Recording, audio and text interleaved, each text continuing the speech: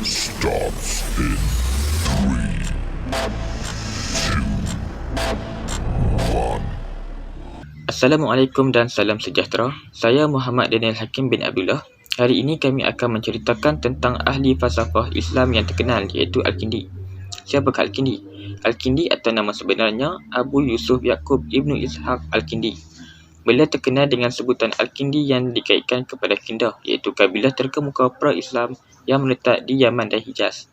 Namun begitu, Al-Kindi dilahirkan di Kufah sekitar tahun 801 Masihi daripada kalangan keluarga yang kaya dan terhormat. Ayahnya iaitu Ishaq Ibnu Ashabah adalah Gubernur Kufah semasa zaman pemerintahan Al-Mahdi dan Ar-Rashid. Namun ayahnya telah meninggal dunia ketika beliau masih kecil. Oleh sebab itu, Al-Kindi membesar sebagai seorang anak yatim dan hidup dalam keadaan mewah kerana mewarisi harta keturunannya. Oleh kerana cintanya yang tinggi terhadap ilmu, maka beliau memperoleh kesempatan untuk menuntut ilmu dengan baik. Beliau diiktiraf sebagai ilmuwan tersohor ahli falsafah Arab dan Islam yang pertama. Kerana dasar kepercayaan, jawatan Al-Kindi masih dikekalkan dalam 4 pemerintahan yang bersilih ganti, iaitu pemerintah Al-Ma'mun, Al-Muqtasim, Al-Basir dan Mutawakkil. Pada akhir hayatnya, beliau meninggal dunia di Baghdad pada tahun 876 Masihi. Dari bidang pendidikan Al-Kindi pula, beliau banyak menghasilkan karya dalam pelbagai bidang seperti geometri, astronomi, astrologi, perubatan dan sebagainya. Beliau memulakan pelajarannya di Kufah dan Basrah dan berakhir di Baghdad. Semasa beliau berada di Kufah dan Basrah, Al-Kindi mempelajari ilmu-ilmu akli seperti tata bahasa Arab, kesusasteraan, ilmu hitung dan sebagainya. Namun, Al-Kindi lebih tertarik pada ilmu pengetahuan dan falsafah apabila beliau berpindah ke Baghdad. Beliau menjadi terkenal selepas dilantik berkhidmat di Baitul Hikmah di Baghdad oleh Khalifah Al-Ma'mun.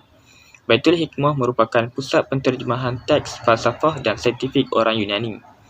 Selain mahir berbahasa Arab, beliau juga mahir berbahasa Yunani. Beliau aktif dalam menterjemah buku-buku Yunani ke dalam bahasa Arab. Salah satunya adalah karya Aristotle. Al-Kindi juga merupakan salah seorang penterjemah mahir pada era gerakan penterjemahan menurut Ibnu Abi Usabiah dalam penulisannya iaitu Tabaqat Al-Atibba. Seterusnya kita akan beralih kepada Alina untuk membincangkan karya-karya dan karya agung Al-Kindi. Assalamualaikum warahmatullahi wabarakatuh. Nama saya Nur Alina binti Sufyan, memegang kod 2021816562. Pada hari ini saya akan menjelaskan tentang karya dan juga karya agung oleh Al-Kindi.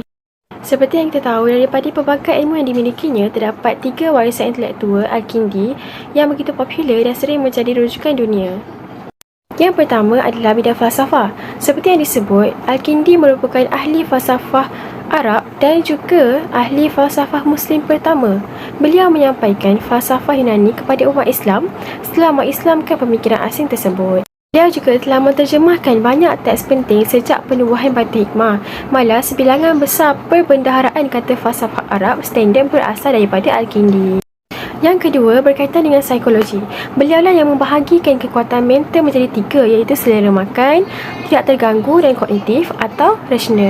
Bukan itu sahaja, banyak juga teori matematik yang dihasilkan oleh beliau, termasuk aritmetik, geometri, angka India, pendaraban dengan nombor, nombor relatif dan lain-lain. Beliau juga menulis 4 jilid buku mengenai penggunaan nombor India yang bertajuk On the Use of the Indian Numbers, ataupun dalam kata lainnya ialah kitab Fi Isti'mal Al-Adad Al-Hindi. Karya tersebut telah memberi sumbangan besar terhadap penyebaran penomboran India di Asia Barat dan juga Barat. Seterusnya, marilah kita mengenali karya-karya agung yang dihasilkan oleh Al-Kindi. Karya agung beliau yang pertama adalah Fi Al-Falsafah Al-Ula, atau dalam kata lainnya ialah falsafah pertama. Yang kedua adalah Fi Wahdaniyah Allah wa Tuhani Jam Al-Alam, iaitu kesatuan Tuhan yang terbatasnya dunia. Dan yang ketiga, Fi Kamiyah Kutub Aristotelis wa ma yahtaj ilahi fi tahsil al-falsafah, iaitu kuantiti buku Aristoteles yang diperlukan untuk memperoleh falsafah. Sekian sahaja daripada saya serahkan kepada pembaca yang seterusnya. Terima kasih. Assalamualaikum warahmatullahi wabarakatuh. Terima kasih kepada Arina atas perkongsian tersebut. Saya Nurafina binti Zahari akan menceritakan sedikit tentang kisah menarik yang berlaku terhadap Al-Kindi. Pada masa itu terdapat 3 bahasa yang penting, iaitu Yunani, Suryani dan Arab. Namun bahasa tersebut sukar untuk dikuasai bahkan ilmuwan sekalipun. Tetapi Al-Kindi ni dapat kuasai bahasa tersebut. Sebabkan itu Al-Kindi dapat masuk dalam 4 senarai terbaik penterjemah di Baghdad bersama Hunain Ibn Ishaq, Sabit Ibn Khuraq dan Umar Ibn Al-Fakhran Al-Tabari. Terdapat kisah menarik tentang Al-Kindi yang gagal memahami bahasa Arab walaupun dipanggil antara penterjemah terbaik pada masa itu. Pada satu hari ni, Al-Kindi pergi berjumpa dengan seorang ulama yang pakar dalam bahasa Arab. Nama dia Abu Al-Abbas Muhammad bin Yazid bin Abdul Al-Akbar ataupun dikenali sebagai Al-Mubarak. Sampai sedekat Al-Mubarak ni, Al-Kindi beritahu apa yang terbuku dalam hati dia tu, apa yang masalah yang dia ada tu kat Al-Mubarak. Dia kata, aku ada masalah ni dalam bahasa Arab. So Al-Mubarak tanya balik, apa masalah tu, tunjukkan aku, mungkin aku boleh bantu. Lepas tu Al-Kindi ni beritahu lah, dia kata, aku menemukan setengah orang mengucapkan Abdullah ya Ghaib, yang lain membalas Inna Abdullah ya Ghaib, sementara yang lain mengucapkan Inna Abdullah la Ghaib. Lepas tu Al-Mubarak pun membalaslah tanyaan tersebut. Dia kata, oh, yang pertama tu Abdullah ya Ghaib tu bermaksud dia nak memberitahu saja bahawa Abdullah tu berdiri. Yang kedua tu Inna Abdullah ya Ghaib tu maksudnya untuk menjawab sebuah pertanyaan, apakah Abdullah berdiri. Yang ketiga tu Inna Abdullah la Ghaib untuk membantah pernyataan tersebut. Dari kisah ni kita dapat belajar bahawa Al-Kindi pun walaupun diiktiraf sebagai antara penterjemah terbaik di Baghdad pun mempunyai masalah ataupun sukar dalam menimba ilmu. Tak lagi kita ni yang biasa je. Jadi marilah sama-sama menimba ilmu. Assalamualaikum, saya Nur Adila Izzati binti Ahmad Damari LIS Tamanhuri akan menerangkan tentang pemikiran Al-Kindi. Terdapat banyak pemikiran dan pandangan seperti kewujudan Tuhan, metafizik, jiwa dan akal manusia dan banyak lagi. Jadi pada hari ini saya akan mengupaskan tentang pemikiran Al-Kindi terhadap akal. Terdapat 3 tahap akal yang wujud pada manusia. Tahap yang pertama adalah akal potensi ataupun Al-Aqal bil-Al-Quwah. Ianya wujud secara semula jadi sejak kita bayi lagi.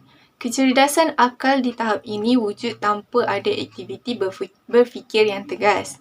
Seterusnya, tahap kedua ialah akal aktual ataupun Al-Aqal bil-Al-Makalah. Tahap ini, akal telah melalui suatu aktiviti ta'akul ataupun pengamatan di mana akal yang digunakan untuk mencari kebenaran sesuatu sumber ilmu.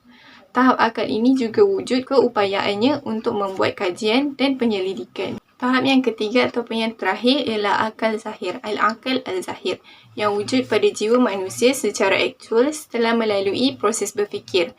Tahap akal di sinilah yang kita panggil ilmu yang benar-benar zahir. Akal di tahap ini merupakan tahap akal manusia yang dirujuk, yang pakar dalam sesuatu bidang, iaitu ilmu yang kekal, yang akan memberi manfaat kepada yang memerlukan. Jadi itu sahaja dari saya. Terima kasih. Kita serahkan kepada Aisyah. Dan yang terakhir, saya akan menerangkan sumbangan Al-Kindi.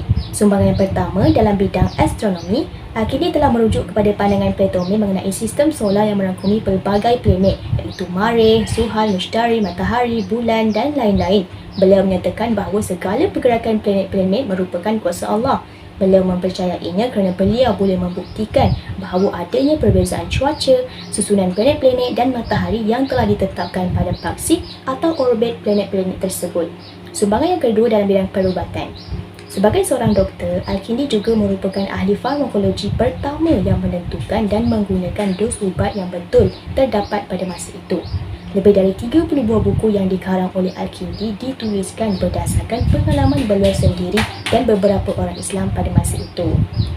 Karya yang paling penting beliau dalam bidang ini ialah mengenai aplikasi matematik dan kuantiti ubat-ubat dalam bidang farmasi. Sebagai contoh, beliau menghasilkan skala matematik untuk menyukai kuantiti dan kekuatan ubat atau darah dalam sistem badan seseorang. Dengan ini, ia dapat memudahkan para doktor untuk mengenal pasti penyakit dan menentukan ketahanan badan manusia. Dan sumbangan dalam bidang kimia, Al-Kindi juga merupakan ahli kimia yang terkenal.